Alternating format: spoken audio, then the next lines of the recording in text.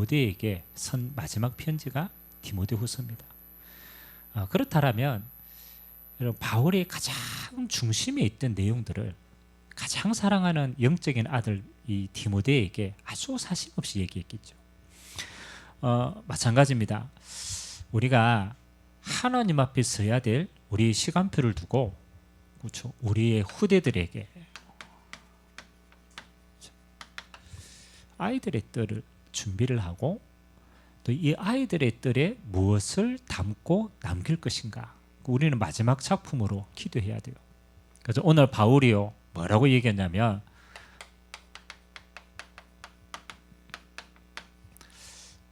디모데에게 마지막 미션을 전달합니다. 그래서 디모데가 네가 이 어려운 세상에서 꼭 이길 수 있는 그런 해야 될 중요한 일을 전달을 하는 거예요.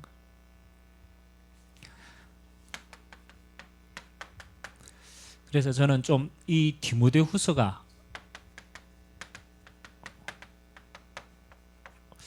우리의 후대를 세우는 또 가장 중요한 지침서다라고 생각합니다. 왜냐하면 이 바울도 그 응답을 받았고, 디모데도 이 말씀 가지고 로마 복음화의 중요한 틀들을 다 닦았어요. 그렇다면 여러분, 디모데후서는 꼭 그 후대를 세우는 여러분들에게는요 정말 묵상하고 찾아야 될 응답이 많습니다. 디모데후서 1장에는 바울이 디모데에 대한 이야기를 하면서 가장 첫 번째 뭐 해야 되느냐, 너는 복음과 함께 고난을 받으라 라고 얘기를 한 거예요. 그렇죠? 그럼 뭘 나타내는 겁니까? 그렇죠? 네가 꼭 어려움을 당해야 된다, 이 말이 아닙니다. 이 복음이 얼마만큼 가치가 있는가를 심어준 거예요. 복음의 가치입니다. 바울도 마찬가지고 디모데도 마찬가지고 복음은 목숨 걸어야 될 가치가 있는 거다. 왜냐하면 영원한 생명이 있기 때문에. 그래서 우리 후대들이요 평생에 목숨 걸 수 있는 걸 찾아야 돼요. 맞죠? 저는 제 인생에 한 번은 꼭 질문을 했습니다. 내 인생에 어디에 목숨을 걸 것인가? 목숨 걸 만한 가치가 있는 게 이 땅에 있는가? 아무리 찾아봐도 없어요. 딱 하나 있어요. 목숨 걸 만한 영생을 얻는 곳에 목숨 걸어야 돼요. 여러분, 이 땅에 없어지는 곳에 목숨 걸었다, 죽으면 다 끝나요. 집에 목숨 걸었다, 죽을 걸 되면요 아무것도 아닙니다. 어디에 목숨 걸어야 됩니까? 하나님이 주신 영원한 생명 얻는 곳이에요. 그래서 복음의 가치를 설명한, 복음과 함께 고난을 받을 수 있다.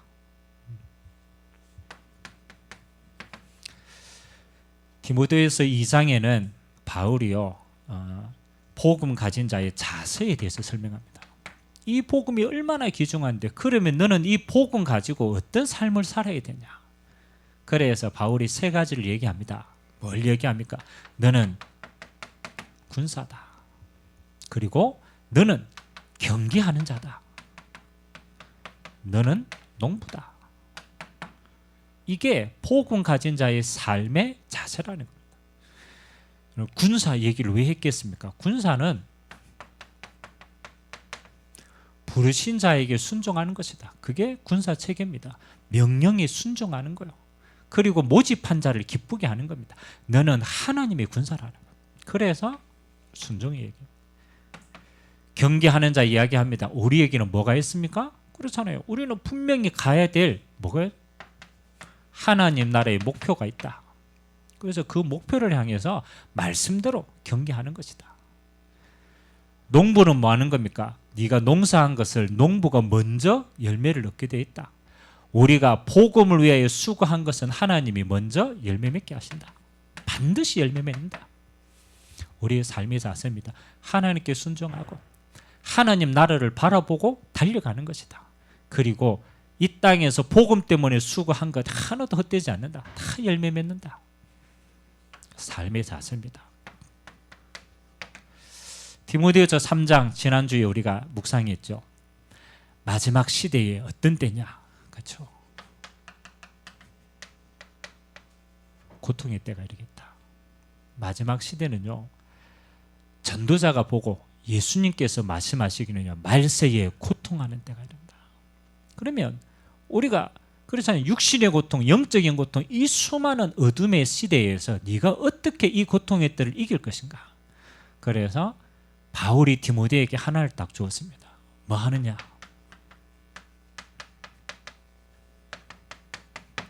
네가 배우고 확신한 일에 거해야 된다. 왜냐하면 고통에 있다라는 건요, 하나님의 기준이 아니라 사람의 기준을 세워서 전부 다 어려움을 당하는 거예요. 하나님보다 사람을, 돈을, 쾌락을 더 사랑하는 때니까. 그래서 우리는 어디에 기준을 둬야 됩니까? 그럼 딱 한 가지 얘기합니다. 하나님의 말씀으로 응답받아라. 그래서 배우고 확신한 성경에 응답을 받아라. 이게 마지막 때를 이기는 비밀입니다. 여러분, 마지막 때 사람의 소리가 너무 많아요. 이 땅에 세상의 소리가 너무 많아요. 그래서 이렇게 되는 거예요. 우리는 사람과 세상의 소리를 듣는 게 아닙니다. 하나님의 말씀에 배우고 확신한 일에 우리의 기준을 둬야 되는 줄 믿습니다. 이래야 승리할 수 있는 거다.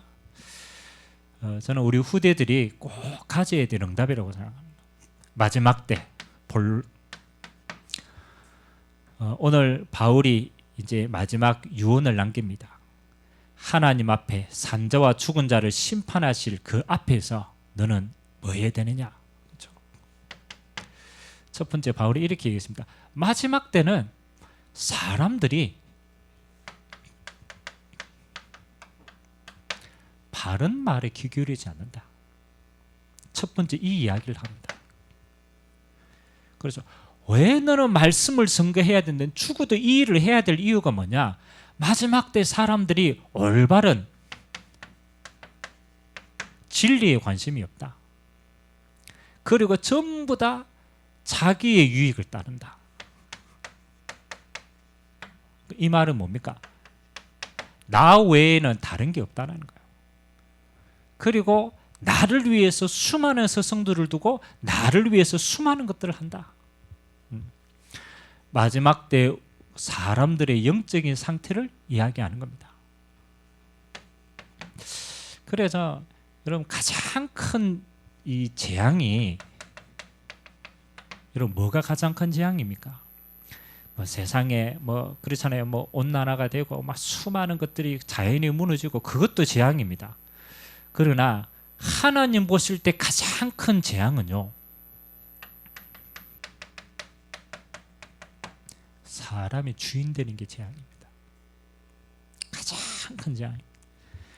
여러분, 이 땅에 자연 만물도 마찬가지입니다. 그렇잖아요. 원숭이 때문에 온난화가 일어나지 않습니다. 누구 때문에 온난화 일어납니까? 맞죠? 여러분, 인류 가운데 사람이 이렇게 세상에 많은 부분에 영향을 준 데는요, 한 몇백 년밖에 안 돼요. 무슨 말인지 압니까? 하나님을 떠난 사람이 세상의 주인이 돼가 그 욕심이 끝이 없으신 거예요. 그래서 재앙이 온 겁니다. 그리고 더 큰 건 뭡니까? 이거는 전체의 인간이라면 우리 개인의 인간도 마찬가지입니다. 여러분, 개인이 왜 불행합니까? 그렇죠. 바울은 한 가지 이야기합니다. 그렇죠.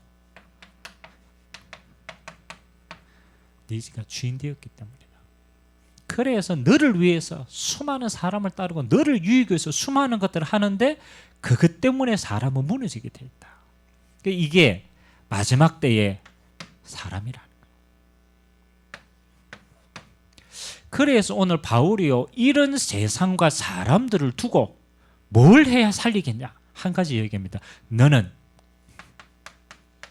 말씀을 전파해라.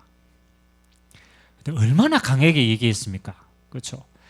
때를 얻든지 못 얻든지 상황이 되든지 안 되든지 무조건입니다. 조건이 없어요. 무조건 전파라는 거예요. 여러분, 바울이 그렇잖아요. 마지막 시대를 전도하면서 얼마나 많은 사람들을 만나봤겠습니까? 또 그 세상에 얼마나 많은 소리를 들어봤겠습니까? 그 모든 소리를 듣고 결론을 내린 거예요. 사람의 소리는 답이 없다. 세상의 소리에도 답이 없다. 이 세상과 사람을 살릴 수 있는 것은 하나밖에 없다. 말씀. 더 정확하게 얘기하면 복음밖에 없다. 그러니까 이 복음을 사람은 듣지 않으면 살아날 수가 없는 세상이다. 그래서 너는 생을 걸고 복음을 전파해라. 저는 맞다라는 생각이 들었습니다. 세상의 교육 중요하고 세상의 문화 중요합니다. 근데 그것으로는 사람을 진짜 살릴 수가 없어요. 그래서 우리는 생을 걸고 해야 돼요. 여러분, 우리 후대들이요, 우리 후대들이 사는 저는 유일한 법이라고 생각합니다.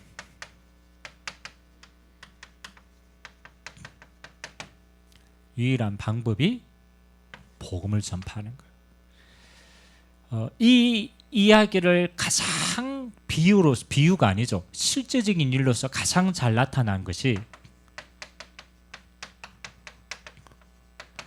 노아 시대의 방주운동입니다. 그걸 가장 잘 표현. 노아 시대가 어떤 시대입니까? 창세기 6장에 보면 네피림 시대다. 네피림 시대는 요겁니다. 하나님이 아닌 자신이 주인 된 거예요. 그래서 전부 영적으로는 힘든 시대가 된 거예요. 그러니까 세상의 문화가 저렇단 말이에요. 그러니까 그 문화 속에서 하나님이 노아를 부른 거예요. 하나님이 의인으로서 불렀단 말이에요. 그 노아 보고 뭐라고 얘기합니까? 내가 이 땅을 심판할 거니까 심판이 얼마 남지 않았으니까 방주를 만들어라. 물로 심판할 건데 방주 안에 들어오면 무조건 산다라고 얘기해라. 이제 그러면서 방주를 만드는 노아에게 이렇게 얘기합니다. 노아야, 이 방주는 누구를 위해서 만드는 것이냐? 그렇죠? 누구를 위해서 만드는 겁니까? 그렇죠? 우리가 언뜻 보면 많은 사람을 위해서 만든다고 생각하죠. 근데 하나님은 다르게 얘기했어요. 뭐라고 얘기합니까? 너를 위하여 방주를 만들어라.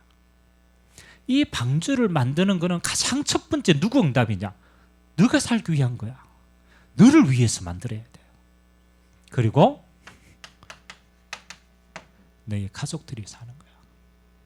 네 가족들이 사는 거야. 그리고 많은 사람들이 이 방주를 통하여서 사는 거야. 그 다음에 나옵니다. 모든 사람이 나옵니다. 우리가 복음을 전파하는 걸 언뜻 보면요, 우리는 이 사람들을 위해서 복음을 전파한다고 생각합니다. 근데 자세히 한번 보세요. 우리가 복음을 전파하는 가장 첫 번째 응답은요, 누가 받느냐? 누구를 위해서 복음을 전파해요? 나를 위해서 복음을 전파해요. 이게 진짜 중요합니다. 우리가 또 우리 후대들이요, 진리를 말하지 않고 진리를 선포하지 않으면요, 이게 진리가 복음이고 빛이거든요. 빛을 발하지 않고 빛을 선포하지 않으면요, 어둠이 와요. 빛을 안 선포하니까.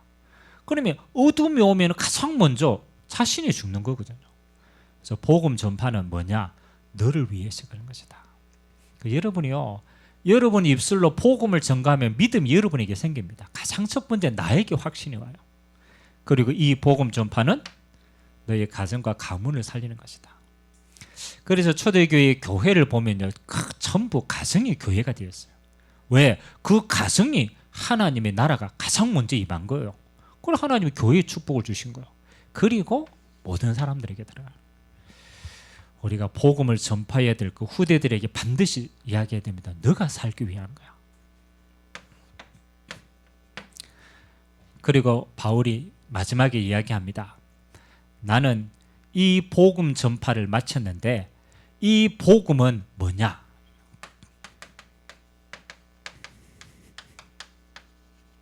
이 땅에서 열매 맺는 뿐만 아니다. 영원한 상급이다. 바울은 이거 본 거예요. 그러니까 이제 바울이 순교할 날이 얼마 남지 않았으니까 그런 거예요. 내가 순교할 때가 되어 보니까 뭐라고 얘기합니까? 나는 믿음을 지키고, 바울이 스스로를 이렇게 고백해요. 나는 어떤 상황 가운데서도 그리스도 예수에 대한 이 믿음을 지켰다. 그리고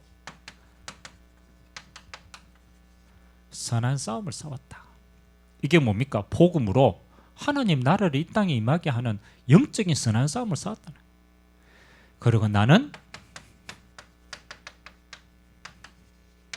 달려가야 될 길을 마쳤다. 이게 뭡니까? 하나님이 바울에게 주신 사명의 길을 마쳤다.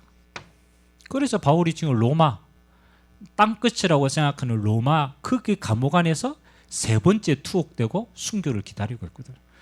하나님 앞에서 본인의 믿음을 고백해서 나는 하나님 앞에서 나의 믿음을 지켰다. 그리고 나는 영적으로 선한 싸움을 싸우고 나의 달려갈 길을 마쳤다. 그러면서 바울이 뭐라고 얘기합니까? 이제 후로는 나를 위해서 뭐가 예비되어 있다고? 에이, 성경이 기록했잖아. 읽었잖아. 나를 위해서 영원한 상급이 예비되어 있다. 바울이 진짜 바라본 건 이겁니다. 영원한 상급이 있다. 바울이 물론 이 땅에서도 많은 응답을 받았지만 바울이 진짜 바라본 건요 이거였습니다. 하나님 나라의 영원한 상급, 그 날의 재판장이 나에게 주실 상급이다. 그렇게 얘기하면서 한 가지를 더 얘기합니다. 나뿐 아니라 나도 이 응답을 받지만 이 상급은 나뿐 아니라 주님의 나타나심을 사모하고 이 믿음을 지키는 모든 자들에게도 하나님이 주실 것이다. 그렇죠? 모든 전도자의 상급. 우리가 어떻게 신앙생활을 하면서 순간순간 우리의 믿음을 지키고 우리가 영적인 싸움을 싸우고 우리의 사명을 어떻게 넉넉하게 감당할 수 있습니까? 그렇죠? 바울은 어떻게 그 어려운 핍박 속에서 믿음을 지키고 선한 싸움을 싸우고 나의 달려갈 길을 마쳤다라고 이렇게 당당하게 이야기할 수 있었을까? 바울이 가지고 있던 건 뭘까? 저는 이렇게 좀 생각이 됐어요. 바울도 우리와 똑같은 인간 아닙니까? 맞잖아요. 똑같은 사람이라. 우리보다 더 심한 어려움을 겪고 더 심한 누명을 쓰고 더 심한 핍박을 받았단 말이에요. 근데 이렇게 당당하게 얘기할 수 있을 만큼 바울은 그 삶을 살았다. 비밀이 뭘까? 그렇죠? 여러분, 바울 어떻게 이 길을 갈 수 있었겠어요? 물론 하나님이 은혜 주셨겠죠. 또 기도했겠죠. 근데 특징이 저는 조금 보이더라고.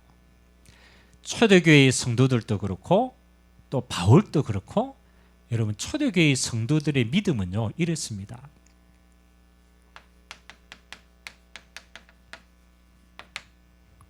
곧 예수님이 다시 오신다. 이 믿음이 있었어요. 그렇지. 예수님이 언젠가는 오실 것이지. 그게 아닙니다. 우리가 예수님이 하늘로 올라가신 그대로 다시 오겠다고 얘기했기 때문에 그들의 신앙관 속에는 뭐 하는 겁니까? 다시 가신 주님이 곧 오실 것이다. 뭐 이거를 우리가 재림신앙이다 막연하게 그렇게 생각할 게 아닙니다. 이 신앙은 무슨 신앙이냐면 하나님의 나라를 사모하는 신앙이었어요. 항상 이 믿음이 있었습니다. 주님 곧 오신다. 그 말은 내 삶이 하나님 나라의 영원한 상급과 영원한 천국의 소망이 내게 곧 이루어진다. 그러니까 항상 하나님 앞에 서 있는 신앙이에요. 핍박이 와도 죽음이 와도 그렇잖아요. 여러분 우리가 로마 시대에 수많은 사람들이 순교를 했잖아요. 여러분 그냥 순교할 수 있습니까? 아니잖아요. 이거 본 거예요. 그래. 하나님 나라 주님 다시 오시고 내가 하나님 나라로 들어가는 이 소망이 이루어지는 시간이라. 그래서 오늘 디모데후서 4장 1절에 굉장히 중요합니다. 내가 산자와 죽은 자를 심판하실 예수 그리스도 앞에, 그 말은 이걸 얘기하는 거예요. 항상 나는 주님 다시 오실 것을 기다리고 있고 영원한 하나님 나라를 지금 누리고 소망하고 있다. 저와 여러분이요 이 땅에서 신앙생활에 승리하는 가장 큰 것 가운데요 있어야 돼요. 주님 다시 오심을 사모하며 하나님의 나라를 늘 사모하는 이 중심이 있어야 돼요. 그러면 우리가 하나님 앞에서 신앙생활을 할 수 있어요. 또 그냥 하나님 앞에 아닙니다. 영원한 하나님의 나라를 두고 신앙생활을 하는 거예요. 믿음을 지킬 수 있어요. 왜? 곧 오시니까. 선한 싸움 싸울 수 있어요. 하나님 나라를 봤으니까. 달려갈 길을 끝까지 가는 겁니다. 하나님 나라를 가는 거니까. 이게 분명한 거예요. 이 믿음이 초대교회 신앙이 이렇게 살아 있었다. 주님과 함께 갈 영원한 나라를 두고 사모할 수 있었다. 그래서 좀 저는 우리 후대들에게 오늘 우리 강단 메시지와 같이 세 가지는 꼭 있어야 된다고 생각해요. 첫 번째는요, 하나님의 사랑을 감각하는 것이다. 여러분, 우리가 하나님을 믿는다라는 건요, 그냥 우리의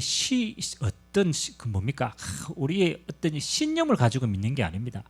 하나님을 믿고 하나님께 순종하고 하나님을 믿는다라는 것은 인격적인 관계입니다. 인격적으로 하나님의 사랑이 감각되어지고 그 사랑에 응답되신 그리스도를 만나고 그 그리스도 안에서 하나님을 알아가고 그 하나님의 사랑을 감각하고, 그래서 저는 이 하나님의 사랑을 인격적인 만남이라고 생각합니다. 하나님과의 만남입니다. 하나님의 사랑. 여러분, 진짜 우리 후대들이요, 감각할 수 있도록, 그래서 우리가 하나님의 말씀을 읽을 때마다 찾는 거예요. 그리고 소망이 분명해야 돼요. 그렇죠? 여러분의 소망이 어디에 있느냐, 거기에 따라서 모든 선택과 판단은 달라집니다. 바울의 소망은 하나님의 나라였습니다. 그 하나님의 나라가 소망이에요. 그래서 이거 할 수 있는 겁니다.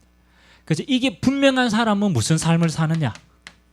그때 우리는 믿음의 삶을 살 수 있습니다. 믿음의 삶. 왜요? 하나님을 만났으니까. 분명한 하나님의 나라에 갈 소망이 있으니까. 그래서 이 땅에 사는데요, 달라요. 하나님을 믿는 믿음으로 세상을 승리할 수 있는 겁니다. 그래서 믿음, 소망, 사랑.